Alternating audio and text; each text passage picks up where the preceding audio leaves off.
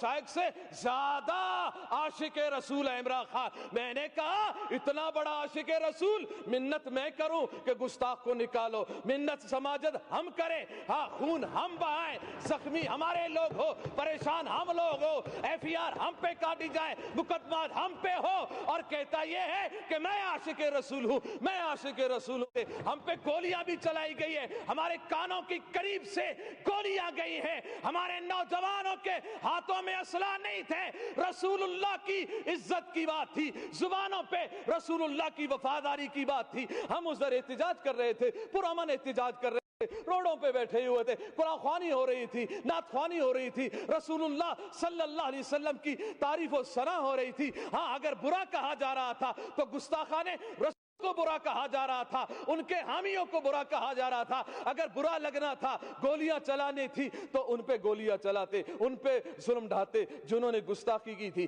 مگر تم نے وہ طاقت ہی نہ رہی, نہ تم میں وہ سمت رہی, نہ تم میں وہ رسول اللہ کی محبت کی اصل جھلک نظر آئی کہ تم نکال دیتے, تم کہہ دیتے کہ نا نا نا نا, جس نے رسول اللہ کی گستاخی کی ہے ہم اس کو برداشت نہیں کرتے ہیں. تو اس وقت میں پوری اسمبلی سے اس وقت میں اس مرحلے میں ہوں, میں نے لاشیں اٹھائی ہیں, ہم نے لاشیں اٹھائی ہیں رسول اللہ کی عزت کے لیے.